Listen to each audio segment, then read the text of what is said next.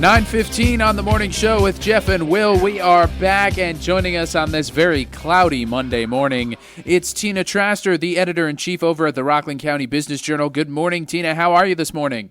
I am okay. How is everybody out there in Rockland land? We're doing pretty well as can be, given the very dreary weather we've been experiencing the last 5 days. It has been quite a dim one, I suppose, a dark one. I know when you say, when's the last time the sun shone, you know we're in a dreary spell. That's fair. The only reason I knew it was 5 days, it was because we had Mark on a little while ago, our meteorologist, and he specifically gave a number on it, but I wouldn't have been able to. It feels like we've just been under these cloudy skies forever, and hopefully things aren't as dreary in the business world, but only you can tell us that. How are things in the Rockland County business world, Tina? Things are never dreary in the business world, as you know. So you know how we get everything delivered to our front door? I mean, just everything. Like you can order dental floss, and it's delivered. Well, now, drum roll, Rockland County has its first retail cannabis dispensary, legal, I might add, and we'll touch on that in a moment. It would be weird if it wasn't. Oh, no. Well, we have a problem already in this county, and I'll tell you about that in the context. Gotcha. We won't skip ahead. Yeah.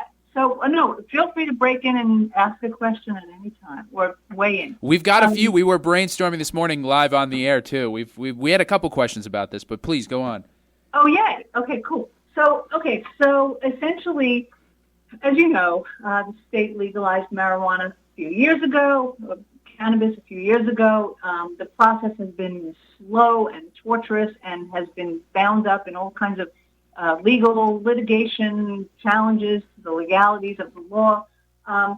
But, you know, there are people who want to be on the ground floor of what they believe is going to be a burgeoning industry. It is in Colorado, it is in Massachusetts, in Maryland, and even in New Jersey.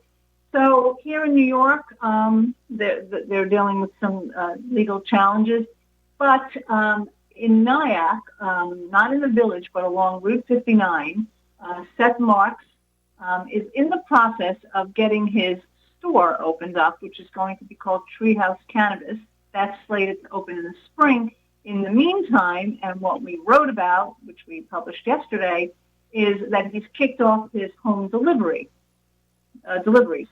So now, first of all, Rockland has its first official licensed retail cannabis seller. You know, I'm aware of at least two more that are in the works. Now, notably, what's in the works? One more is in the village of Nyack, and one is in the village of Piermont. When the towns and the villages had the chance to what was called opt in order to be able to open up retail cannabis dispensaries in their municipalities or jurisdictions, 4 of the 5 towns in Rockland County did not opt in, meaning that in Clarkstown, and all the towns except Haverstraw, the town of Haverstraw, all said no to this. I think what we think in the business world is an opportunity, and I think what they thought, I guess, within government was somehow a threat to the community. So the villages, both Piermont and Nyack, opted in, and now we're starting to see one official opening, the first, Treehouse Cannabis. And we are also going to, there are at least a couple of others in the works, but the delay has to do with New York State and challenges to the legality of the law, as opposed to being thwarted, or tied up in the planning process in local government. So this is, I think this is really interesting because this is a new industry. You either get in on the ground floor or you're going to lose out.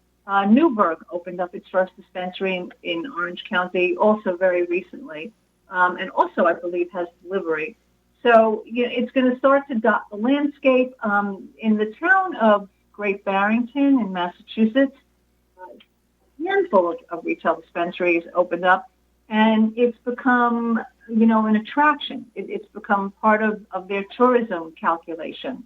So interesting opportunity. Now, along the way in reporting out this piece, we've inadvertently learned of and know that law enforcement is aware of illegal There are, I guess, smoke shops, vape shops that are illegally not licensed and illegally selling cannabis and cannabis products. And that black market is a problem. It's really rife in New York City. I attended an interesting roundtable on Friday about this with people who are kind of at the forefront.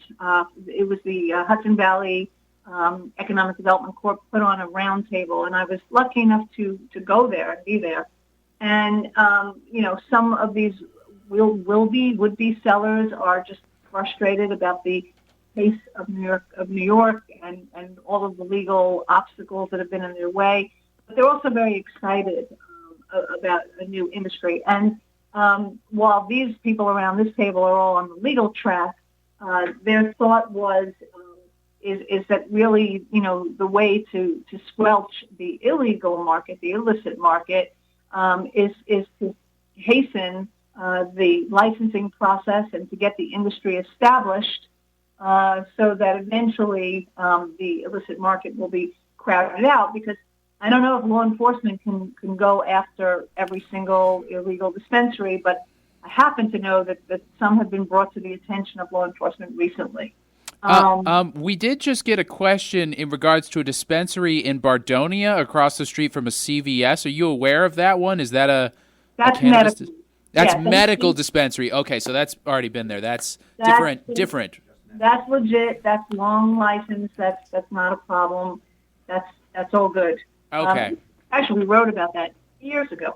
I also wanted to mention to our listeners that every Monday we put out a newsletter called Marijuana Monday. Like our main newsletter, it's free. You can sign up, and you can stay on top of what's going on in this industry. I mean, it's also at this roundtable I mentioned how 10 years ago there was a lot of pushback, I think, on breweries and wineries and distilleries, and then the floodgates opened up, and now the state of New York is the epicenter of that kind of industry and manufacturing. I think, I don't have a crystal ball, but I think that, cannabis has the ability to be that next industry here in New York. When you look at the whole ecosystem of growers and dispensaries and retailers. So, there's, it's kind of like that stop and start, kind of sputtering along right now. But at some point, it's going to just burst open. And the towns that have legalized it, or the town in this case, and villages that have legalized it are going to be on the forefront to benefit. And the ones that haven't are they're going to miss the opportunity. So it's a really interesting industry to watch. Have you been watching it at all? Is it on your radar? The industry as a whole? Yeah, I mean, yeah, we've been talking about. We were covering extensively the legal matters, especially when it came to the veterans group that was getting together and suing over the legislation where they were giving certain individuals that had been previously convicted of marijuana charges the licenses first, and they were arguing that they were being discriminated against, and that was a big, that you want to talk about legal holdups, that was a really big one. But now they sort of kind of kicked that one out of the, I guess, kicked that can completely off the road and just overturned it and said, nah, we'll just let everybody open the floodgates and have that in there. So that was a really big one. But this is truly an exciting one, or at least a pretty big movement in the industry. But yeah, we've been following it very closely here on our show, and we're glad that you are too, and that everybody else seems to be pretty watching this pretty closely. One question I did have, because they're not fully open, and this was kind of the biggest one that Jeff and I had said. We didn't know this. You included this in the article that they have to, if you do order this, you have to pay on the website electronically rather than give the cash to the delivery person. I was unaware. Is this like a new law that delivery people in any industry can't handle it, or is this specific to the marijuana industry? Yeah, just it's specific. There are a ton of rules that are specific to the cannabis industry, so that is one rule. Oh. Yeah, that sounds like a pretty good rule, I think. I mean, yeah, fair, I guess. Yeah, sure. You can, either way, payments being made, and I guess no cash to run away with if you were concerned about your delivery drivers doing that. Yeah, so. I mean, it's probably just good practice for any company that relies on delivery. But yeah, a lot of I's to dot and T's to cross in this industry, and as Seth Marks talked about in the story, he spent a fortune to make sure that everything was just right and in place. He talked about a fleet of lawyers and an application. I can't remember what it was called, a preparer, something like that. Yeah, I mean, it's a very difficult thing to navigate, a perfectly new industry. Mm-hmm.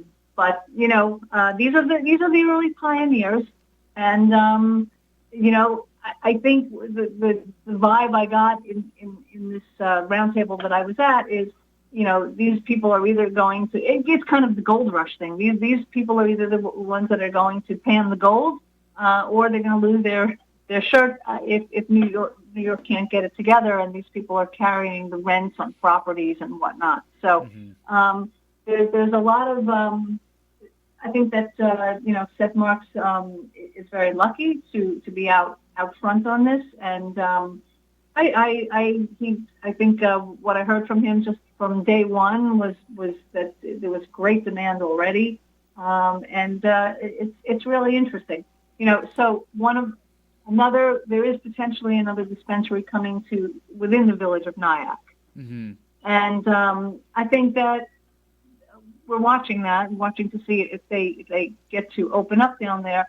The obstacles are not with the village itself, for sure, which segue is a good thing, because we're publishing this story today about an exceedingly high sort of vacancy rate right now of retail stores in Nyack. Nyack's going through that kind of wave where, and it has before, and it probably will again, but where there are a lot of empty storefronts and restaurants that have failed, or food and beverage places that have failed.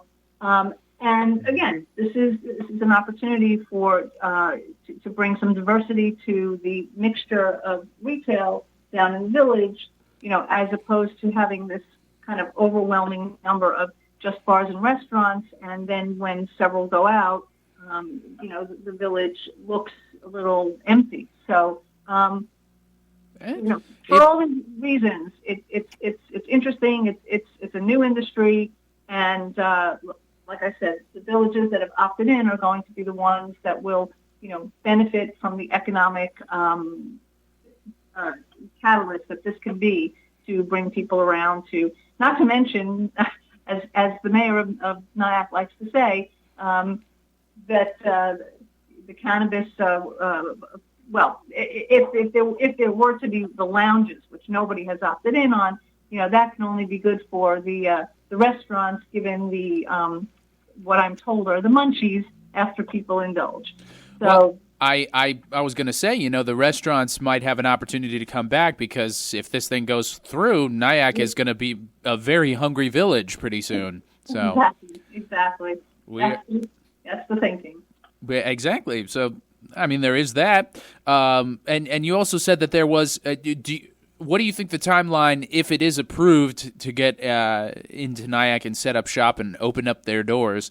I think this one in Haverstraw, you said, is open later in the spring. When are they? Not Haverstraw. No, the one that we're talking about, Treetop Cannabis, they're going to be opening up the actual retail shop in the spring. Okay. Right now they're just doing delivery. Right.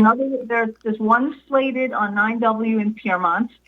There's one slated in the village of Nyack. And when I say slated, I'm saying that these are people who have their ducks in a row. They're ready to go. They're waiting on New York State for licensing.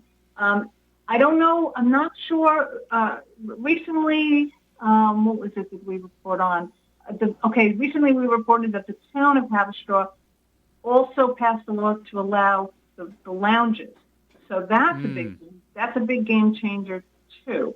So that's what we know about.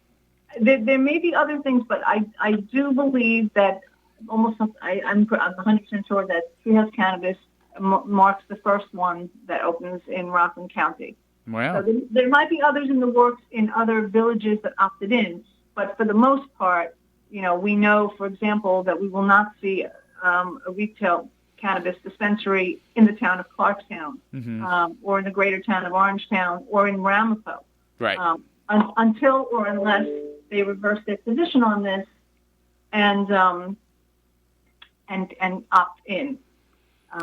So that's where things stand. Well, until that point, everybody get ready for Hungry Haverstraw. This is going to be an interesting time to observe as we watch this story continue to evolve and these guys set up shops. That is, if they're granted licenses, which the specific one we've been focusing on has been and is set to open their doors retail wise in the spring, and then right now you can get the deliveries on the website there. So, but of course, we will continue to track that story, and we thank you, Tina, for doing it so closely.